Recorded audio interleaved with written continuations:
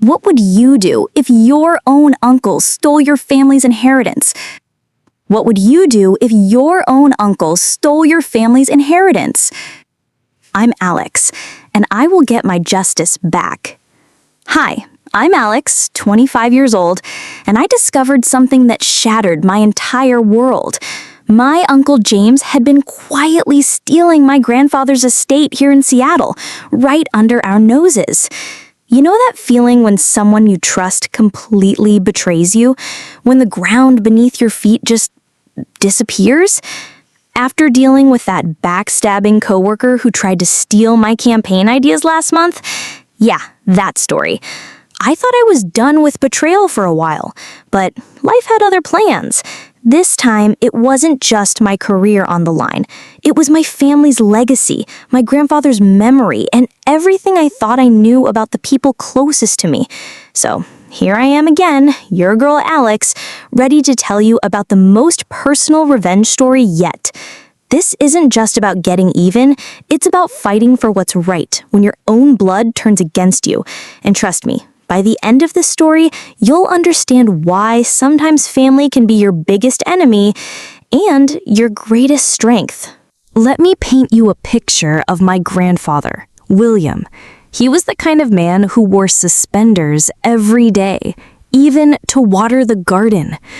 Every Sunday, he'd make these incredible blueberry pancakes from scratch while telling us stories about building his construction business from nothing. Alex, sweetheart, he'd say, flour still on his apron.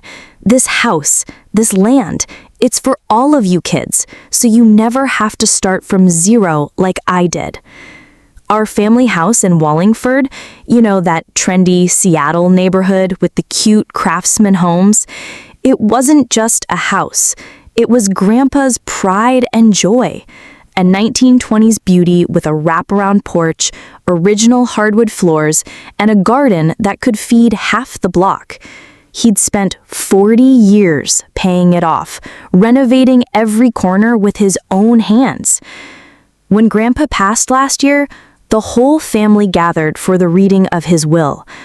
I remember sitting in that stuffy lawyer's office, tissues scattered everywhere, while Uncle James sat there looking, I don't know, too composed, too ready.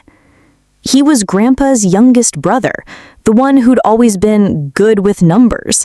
So, naturally, Grandpa had made him the executor. The will was clear.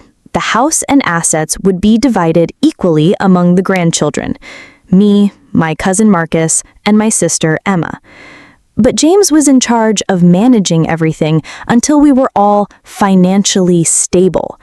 At 25, with my freelance advertising gig just taking off, I guess I didn't qualify yet. Months passed. Mom would ask James about the estate settlement, and he'd always have some excuse. Paperwork's complicated, Sarah. These things take time. But when my rent went up and I asked about maybe getting my portion early, he got weird, defensive. You young people, always wanting everything now. William wouldn't approve of this impatience. The breaking point came 3 weeks ago. I was visiting Mom when she hung up from another call with James, tears in her eyes. He says there's barely anything left after taxes and debts, she whispered. Just a small check for each of you kids. That's when something clicked. Remember how I learned to dig for the truth after that whole Sarah situation? Yeah, those investigative skills were about to come in handy again. Because if there's one thing I've learned about betrayal, it's that it leaves a paper trail. You just have to know where to look. That night, lying in my tiny Capitol Hill apartment, staring at the ceiling, I made a decision. I wasn't going to let Uncle James steal Grandpa's legacy, not without a fight. You know that feeling when you're about to do something that could either save your family or destroy it? That's exactly where I was, climbing up the creaky ladder to Mom's attic at 2 a.m., armed with nothing but my phone's flashlight and a growing suspicion that Uncle James wasn't the saint we all thought he was. The attic smelled like mothballs and memories. Boxes labeled Williams Papers were stacked everywhere. 40 years of a man's life reduced to cardboard containers. My hands were literally shaking as I opened the first box. Bank statements from the 90s, insurance policies, receipts for home improvements. And then I found it. A folder marked Estate Planning, Confidential. Inside were copies of contracts James had signed as executor. But here's the thing.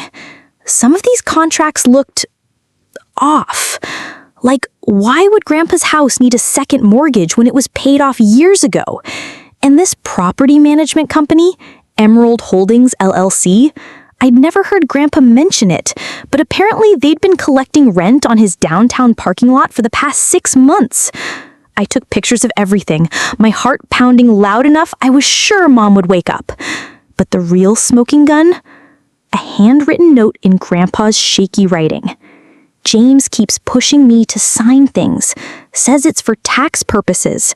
Something doesn't feel right. That's when I knew. My sweet, trusting grandfather had been manipulated in his final months. And now Uncle James was counting on the family being too grief-stricken and too trusting to ask hard questions. Well, he'd picked the wrong granddaughter to mess with. 2 days later, I called for a family meeting. We need to discuss Grandpa's estate, I told everyone. Simple, innocent enough. Uncle James agreed immediately, probably thinking he could smooth talk his way through whatever questions we had. We gathered in Mom's living room, the same room where Grandpa used to hold court during Sunday dinners. James sat in Grandpa's old recliner, which honestly felt like a violation all by itself. Marcus was there with his wife. Emma drove up from Portland, and Mom made her nervous banana bread, the kind she only makes when she's stressed. I've been looking into Grandpa's estate, I started, my voice steadier than I felt, and I found some interesting documents. James's face went pale, not suspicious pale, guilty pale. I pulled out copies of the contracts. Can you explain why there's a second mortgage on a house that was paid off, or why this property management company I've never heard of is collecting rent on Grandpa's parking lot? The room went dead silent.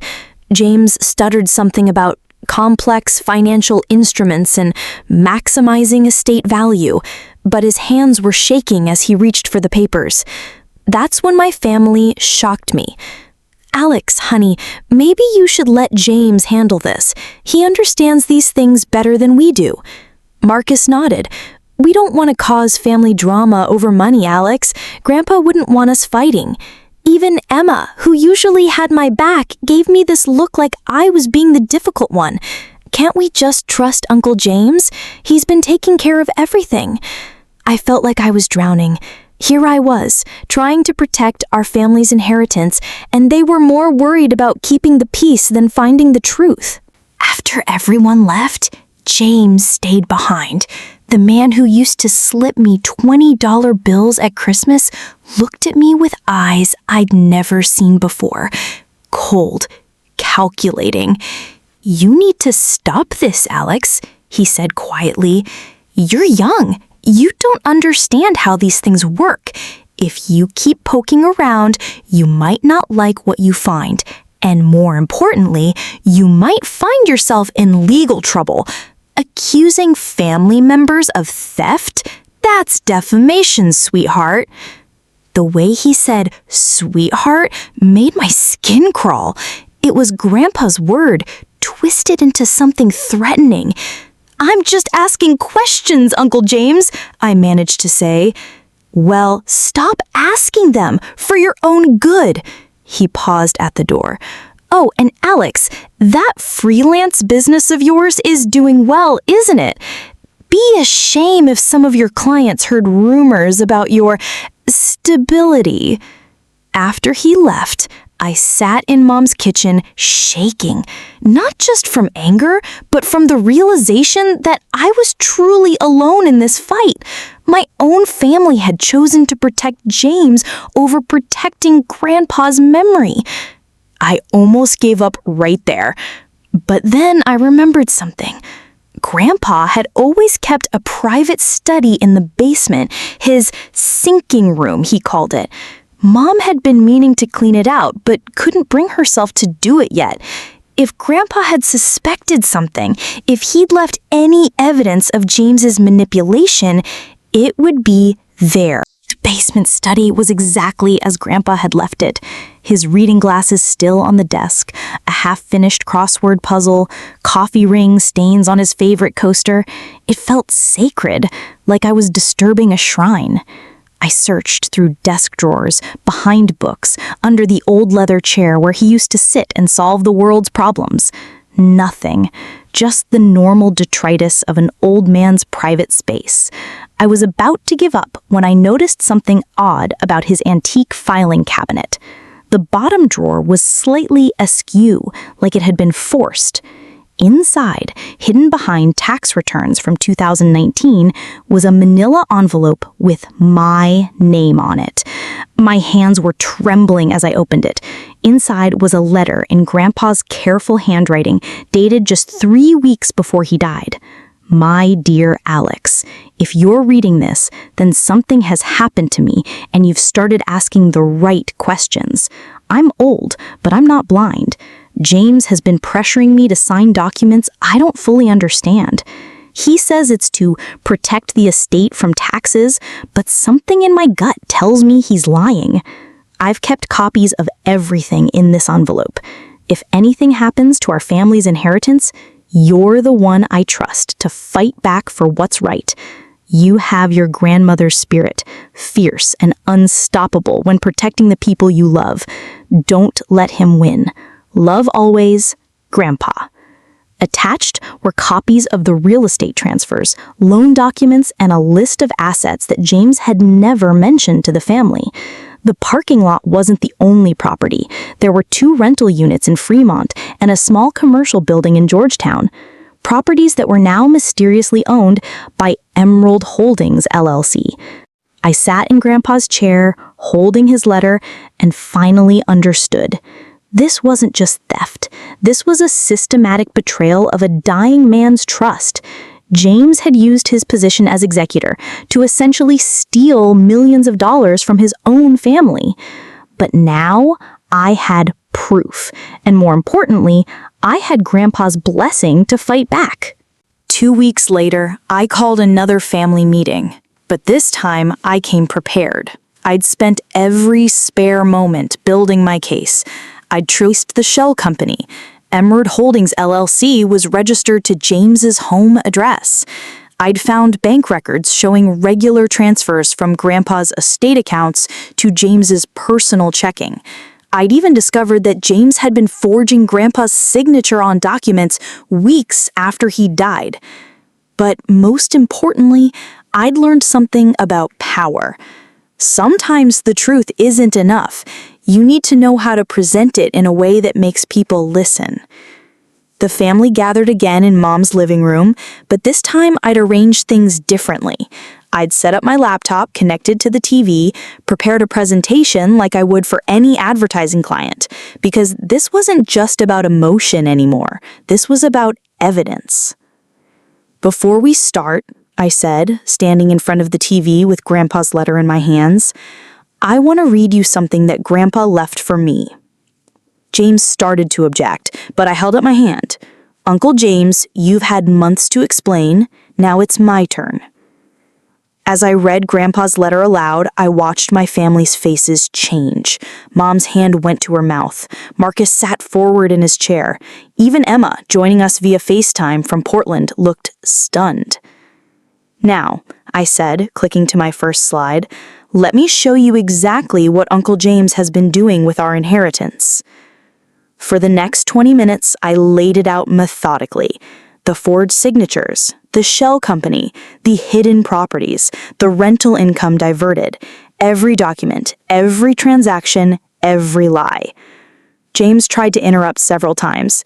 This is ridiculous, Alex. You're misunderstanding complex... Uncle James, I said, my voice calm but steel hard.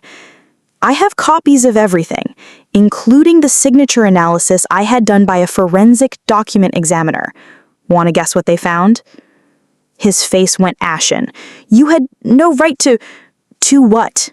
To protect my family? To honor my grandfather's wishes? I clicked to the final slide, a calculation showing that James had stolen over $400,000 from the estate. To stop you from robbing your own brother's children? The room was dead silent except for Mom's quiet crying. Marcus was the first to speak. James, is this true? Uncle James looked around the room at his sister-in-law, his nephews, his niece on the laptop screen, and I watched something crumble in his face. The pretense, the authority, the fake concern, all of it just collapsed. I was trying to protect the estate. The tax implications were complex, and I thought... You thought you could steal from your dying brother and no one would notice. But you made one mistake, Uncle James. You underestimated how much Grandpa trusted me and how far I'd go to protect his legacy.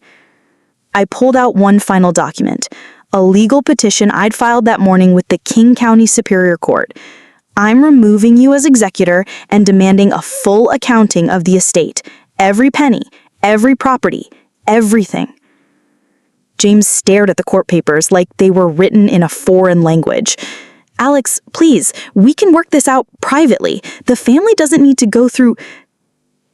The family has already been through enough, Mom said quietly. She'd stopped crying and was looking at James with an expression I'd never seen before. Disappointment so deep it was almost physical. How could you do this to William's memory, to his grandchildren? That's when James finally broke. I needed the money, he admitted, his voice barely above a whisper. My business was failing and I thought I could borrow from the estate, pay it back before anyone noticed. But then it got complicated and I got in deeper and you decided it was easier to steal from your family than face your problems honestly, I finished for him. He nodded, unable to meet anyone's eyes. Here's what's going to happen, I said, my voice steady and clear. You're going to transfer every single asset back to the estate. You're going to resign as executor immediately, and you're going to pay back every cent of rental income you've diverted to your personal accounts. Do this voluntarily, and I won't press criminal charges. He looked up at me with something like surprise. You'd let this stay within the family? I thought about it for a moment, about revenge versus justice, about what Grandpa would have wanted. I'm not doing this for you, Uncle James. I'm doing this for Grandpa's memory. And because, despite everything, you're still family. But then I leaned forward, making sure he could see the steel in my eyes. But if you try to fight this, if you make me take this to court and drag our family through a public trial, I will destroy you completely. Are we clear? He nodded quickly, crystal clear. 3 months later, I'm sitting in Grandpa's study. My study now, since Mom decided I should have the house.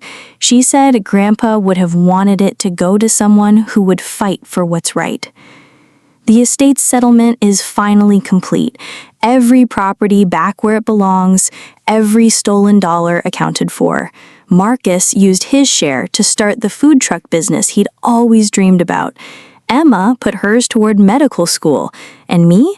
I kept the house and put the money toward expanding my freelance business into a real agency. But the real victory wasn't financial. It was watching my family heal. Mom and I are closer than we've ever been. She told me she'd always suspected something was wrong, but felt too overwhelmed by grief to question James. You have your grandfather's courage, she said last week while we were planting new roses in his garden. He would be so proud. Marcus apologized for not supporting me initially. He said I was scared of conflict, scared of change, scared of facing the truth. But you showed me that sometimes the scariest thing to do is also the right thing to do. Even Emma called to thank me. You saved our family's legacy, she said. More than that, you showed us what integrity looks like. As for Uncle James, that's complicated. He completed the asset transfers, resigned as executor, and paid back every cent. True to my word, I didn't press criminal charges, but trust, respect, those are gone forever.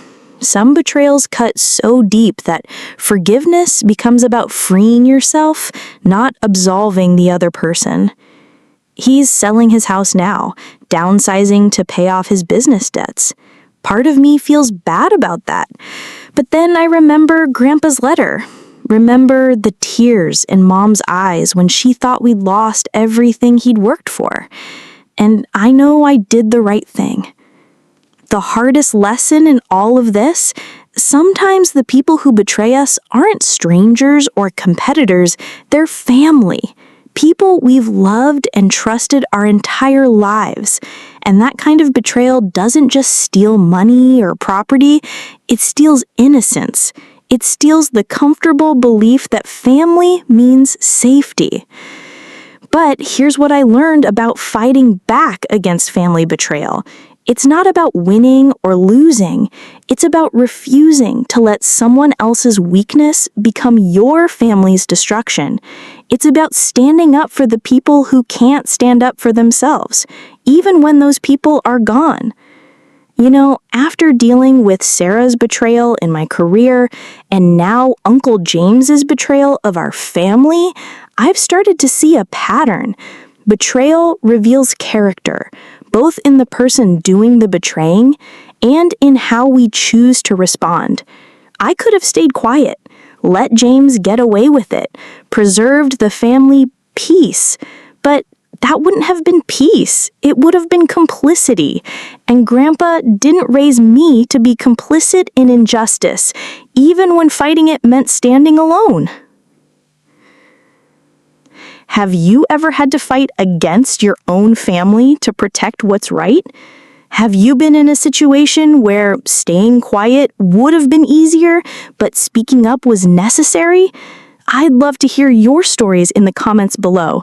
Sometimes knowing we're not alone in these battles makes all the difference. Okay, let's get real for a minute.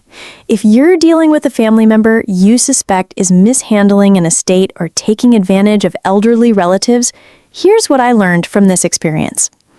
First, document everything, and I mean everything. Keep copies of all financial documents, emails, text messages, anything that might be relevant. Create a timeline of events. Trust me, when emotions are running high and family loyalty is being tested, having a clear paper trail keeps you focused on facts instead of feelings. Second, don't go it alone, but choose your allies carefully. I made the mistake of assuming my whole family would want to know the truth.